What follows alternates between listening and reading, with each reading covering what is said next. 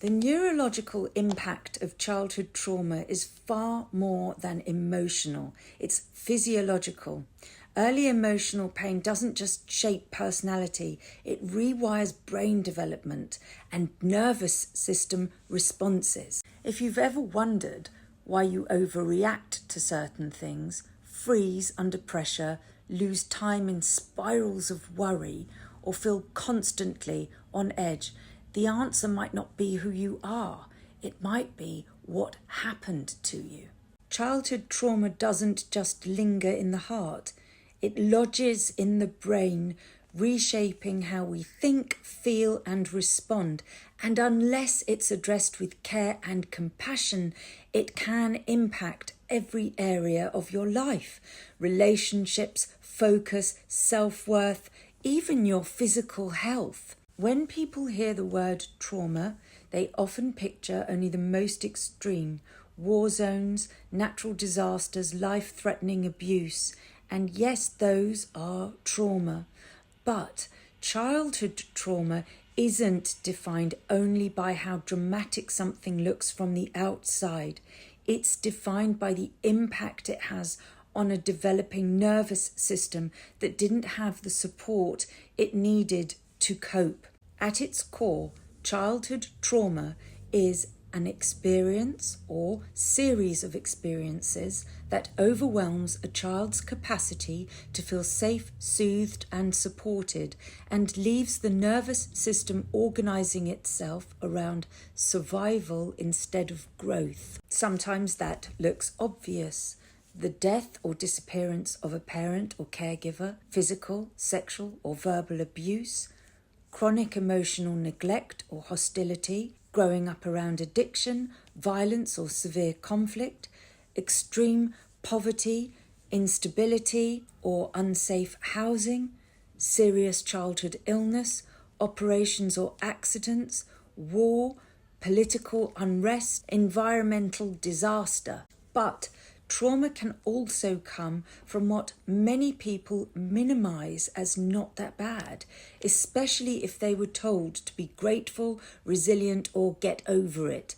A parent who was often absent, emotionally or physically, periodic abandonment, being left, forgotten, or sidelined, ongoing criticism, shaming, or comparison, bullying, ostracizing, or losing a friendship suddenly, being the good child who never got to have needs, sudden changes in financial situation, better or worse, that changed how you were treated, relocation, moving house, school, country, culture, a parent's mental health crisis, burnout or emotional shutdown, one-off shaming incidents that rewired how you saw yourself. You see, trauma isn't only what happened, it's how alone you were with what happened. Two children can live through the same event. One feels held, believed, and supported. The other feels invisible, blamed, or in the way. The first might store it as painful memory. The second may store it as trauma, a shift in how their brain and body relate to the world. This is why so many adults say others had it worse. I shouldn't feel this way, while their nervous system is quietly screaming. Childhood trauma lives in the moments where your system had to choose survival over authenticity. I'll be who they need me to be, not who I am. I'll stay quiet so I'm not shamed. I'll grow up so fast no one has to look after me. Those decisions are brilliant adaptations for a child. They simply become exhausting for an adult. I'll unpack what happens in the brain when these experiences land, how the prefrontal cortex, amygdala, and nervous system reorganize around threat, and how, with the right support, that wiring can be softened, rewoven, and healed. Research shows that emotional trauma in childhood alters brain development. From the prefrontal cortex, our planning, logic and regulation centre, to the amygdala, our fear and survival alarm bell. The brain adapts to keep us safe, but in doing so, it can begin to misfire. This rewiring can lead to emotional overwhelm and sudden outbursts, struggles with concentration and impulse control, chronic anxiety or emotional shutdown, time blindness, forgetfulness and shame spirals, a constant sense of being too much or not enough. Experiences of being dismissed or abandoned can shape the brain's wiring, making rejection in adulthood far more painful, often reactivating old wounds from earlier in life. This isn't a personality flaw, it's a nervous system response to unmet needs. The good news? What was once wired for survival can be rewired for safety. Trauma may have shaped your brain, but healing can shape it again. That's where practices like inner child healing, somatic awareness, and emotional recalibration therapy come in.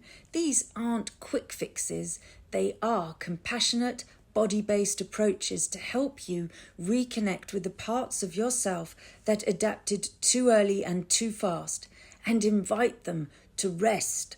Because you were never broken, you were responding brilliantly to impossible situations. But now those old strategies are exhausting you. You don't need to keep living in defense mode. Let's explore exactly how childhood trauma impacts the way we think, feel, and ultimately behave, and what you can do about it. Whether you're curious about the science or seeking soulful support, you'll find both, because you are not your triggers, you are not your past. You are someone whose brain learned to survive. Now it's time to learn how to thrive. Childhood trauma alters the development of your brain in deep and lasting ways. The neurological impact childhood trauma leaves on the developing mind is profound. From the prefrontal cortex to the amygdala, your brain adapts to survive, but healing is possible. An emotionally distressing experience or several sustained events over time can slow or arrest the development of the prefrontal cortex, the executive centre of the brain. This is the part of the brain responsible for calm, evaluative thinking. It regulates emotional reactions, plans and predicts outcomes, and governs self-discipline. When development is disrupted, the brain begins to misfire. Imagine the cogs don't turn or they spin too fast. Perhaps they're not sure which parts should move and which should stay still. This may help explain the connection between childhood trauma and ADD symptoms like impulsivity, scattered thoughts, social awkwardness, difficulty focusing on us deeply interested, time blindness, and over-talking. And then there's the amygdala, but there's actually two of them. They're primitive, fast, unsophisticated, and responsible for fight, flight, freeze, and fawn responses.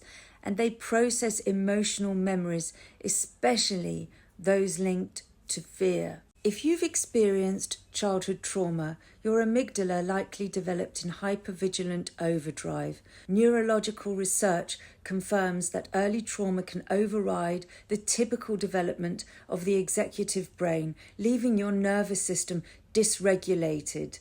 This means you may react intensely to small triggers, struggle to regulate emotions, shut down or explode, feel overwhelmed by your own reactions. Many survivors also develop over-responsibility for other people's feelings, often absorbing pain that isn't theirs to carry. This pattern, sometimes called toxic empathy, can keep the nervous system in a constant state of alert. If your brain was changed by past experience, it can be reshaped by present ones. You are not fixed. You are already changing by the millisecond, whether you try to control it or not. Understanding that you are not your brain is a key step in inner child healing. You are more than the sum of these experiences, more than a walking meat suit with a thinking machine on top. Inner child therapy helps you gain sovereignty over your emotions. Somatic awareness grounds you in your body and calms your nervous system so you can begin to think clearly. This includes understanding and working with the vagus nerve, the body's key to communication between brain and body, essential for regulating stress responses. Meditation helps you sit beside your feelings without fearing them.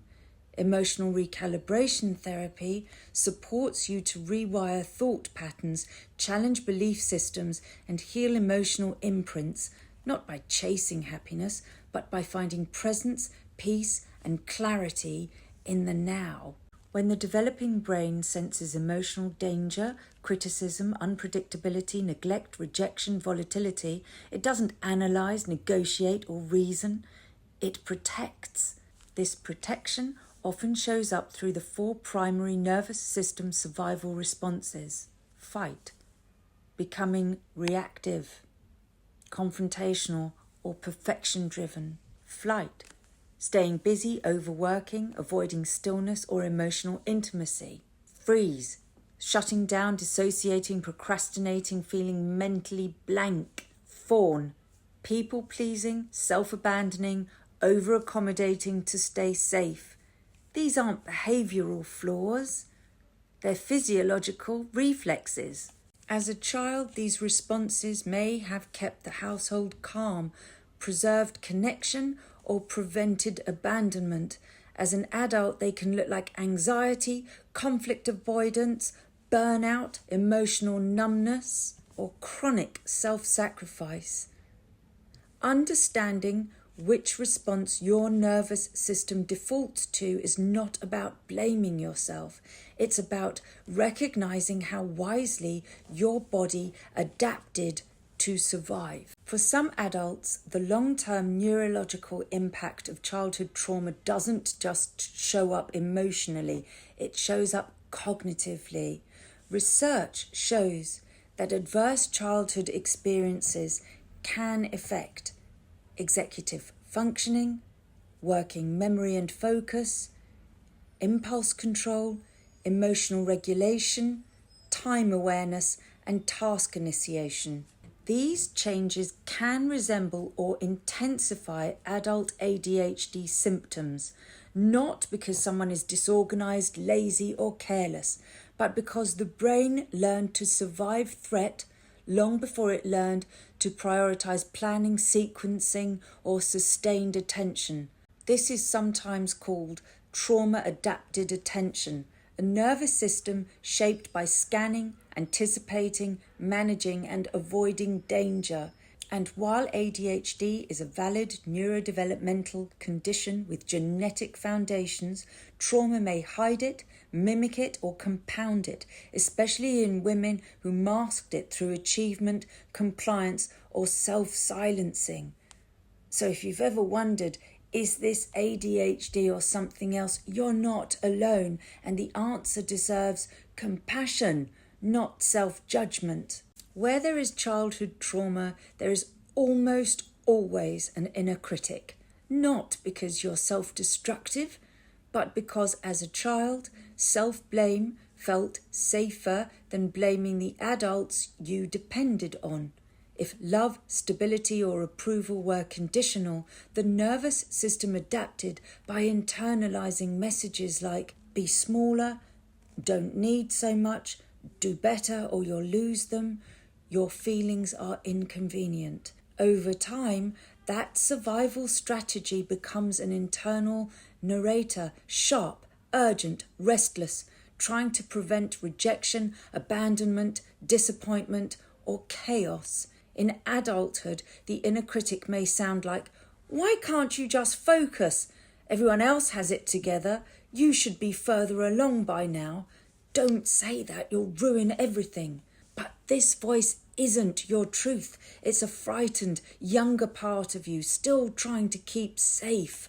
And the moment you speak to it with compassion instead of compliance, something shifts. The nervous system softens, perfection loosens, and self-worth begins to return home. Many adults shaped by childhood trauma don't just feel for others, they feel instead of others. As a child, you may have survived by predicting someone else's mood, absorbing emotional tension before it exploded, shrinking your needs to keep the peace, becoming the caretaker, mediator, fixer, therapist, peacemaker.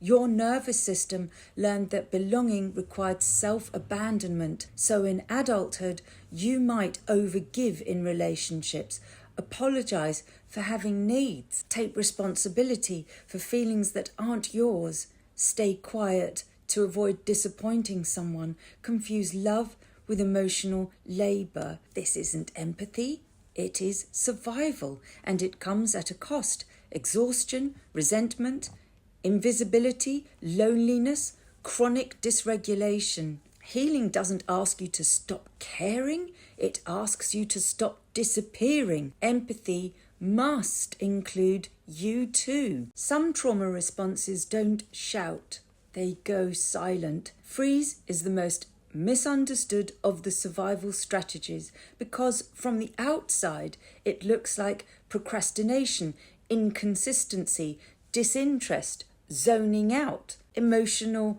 flatness, not trying hard enough. But internally, it feels like I can't move, I don't know what to do, my brain has left the room, everything is too much. Freeze happens when the nervous system decides flight and fight won't keep us safe, stillness might. So instead of action, you get paralysis. Instead of clarity, fog. Instead of energy, shut down. And because it's invisible, people blame themselves harshly. But functional freeze is not a flaw. It's a brilliant biological strategy that once protected you. When safety increases, motivation returns, not through willpower, but through regulation. For many adults, healing childhood trauma, the struggle isn't just emotional, it's relational, neurological, and embodied. The father wound forms when a father figure was emotionally unavailable or unpredictable, physically present, but psychologically absent, critical, dismissive, or shaming, overshadowed by addiction, work, stress, or avoidance. Or perhaps he was entirely missing in body, heart, or attention. A child doesn't internalise this as he couldn't meet my needs. They internalise, I must be unworthy of care.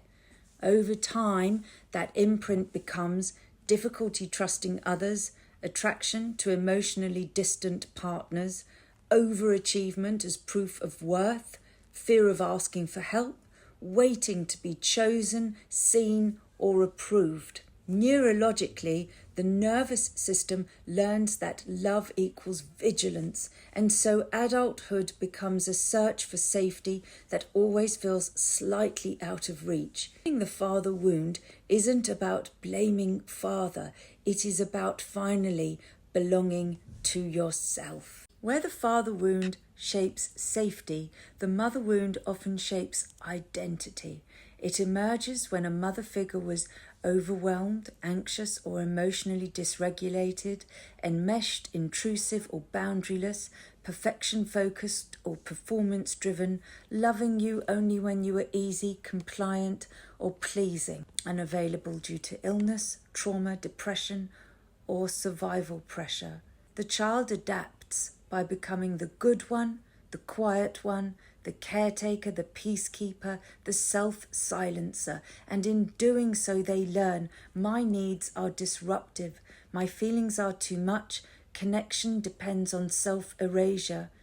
And as adults, this can look like chronic people-pleasing, fear of conflict or disappointing others, confusion between love and compliance, resentment disguised as compassion, losing yourself in relationships. The mother wound isn't just a judgment of mothers, it's a compassionate recognition of emotional inheritance. Healing means learning that love doesn't require disappearing.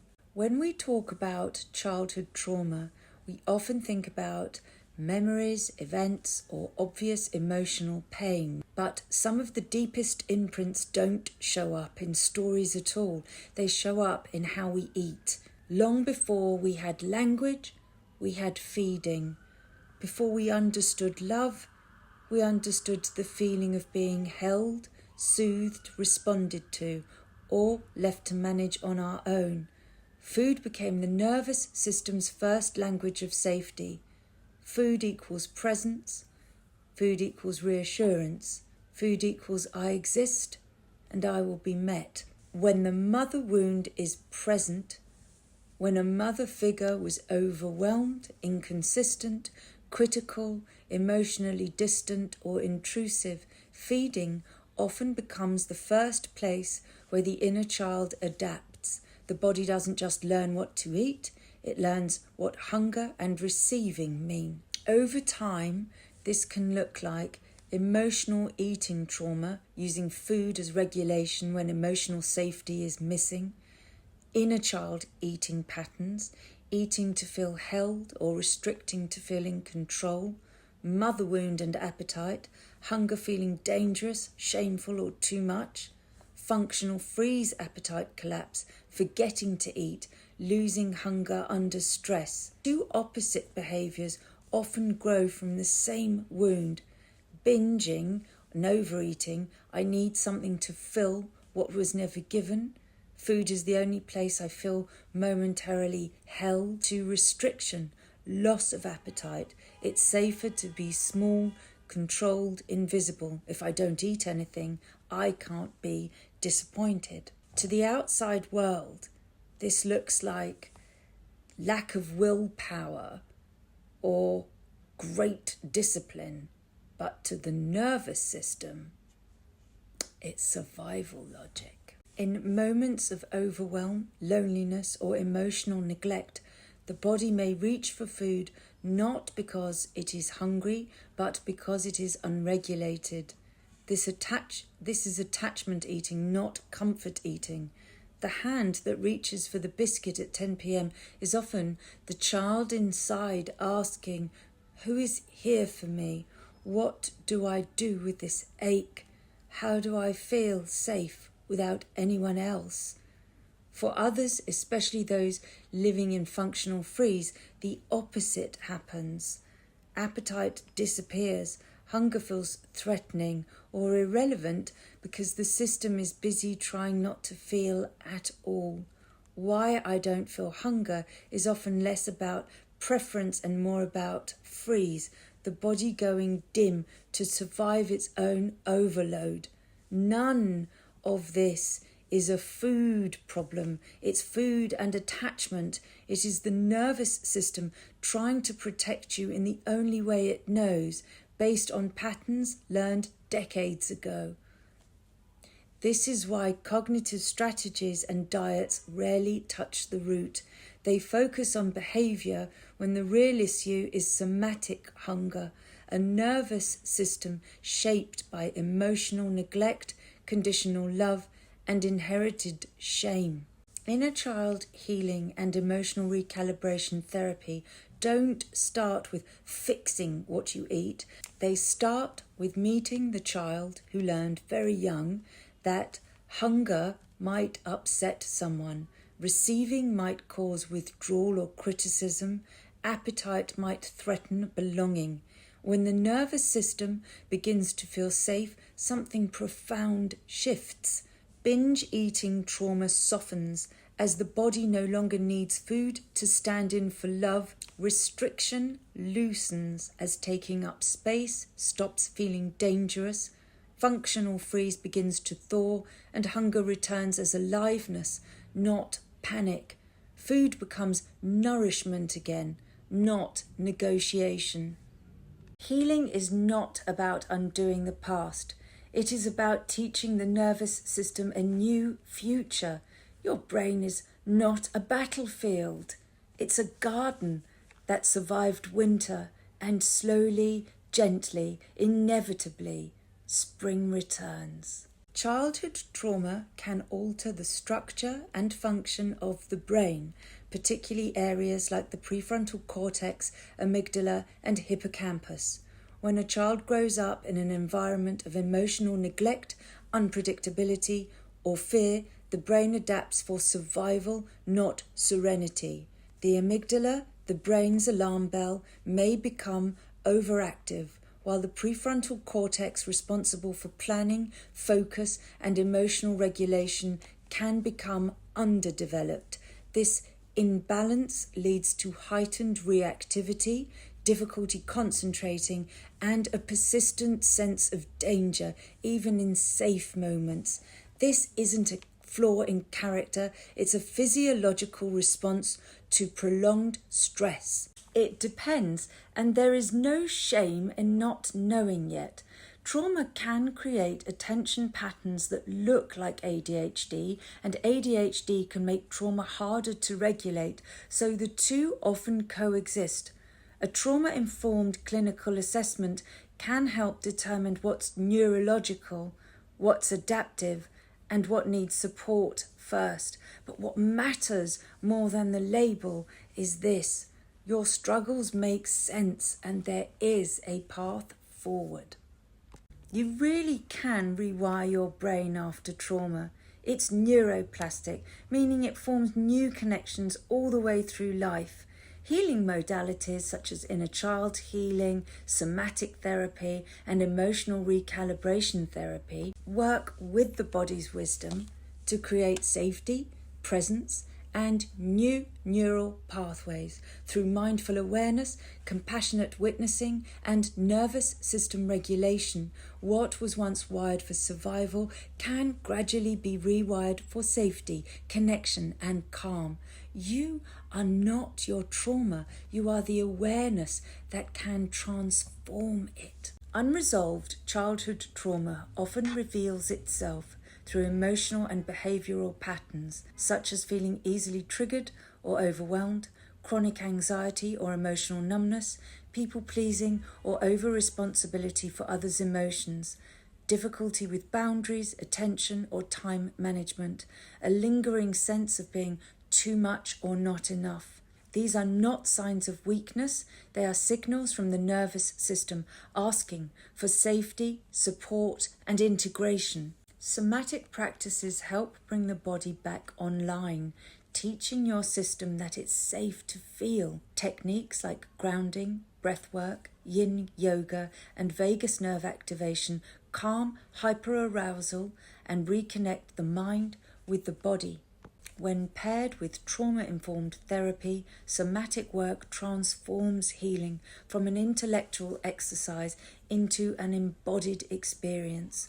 Through movement, stillness, and awareness, your body learns a new truth: I can feel and still be safe. Emotional recalibration therapy is a 6-week journey designed to help you regulate your nervous system, heal emotional imprints, and reconnect to your authentic self. It blends trauma-informed hypnotherapy, inner child work, and somatic inquiry to release outdated survival patterns and cultivate safety, clarity, and calm. Rather than chasing happiness, emotional recalibration helps you feel at home in yourself again, where peace, joy, and presence can naturally emerge. If watching this video has resonated with you, my trauma-informed 6-week immersion combines hypnotherapy, somatic practice, and inner child work to restore regulation and rebuild self-trust. It teaches your body that safety no longer depends on control, that love and calm can coexist.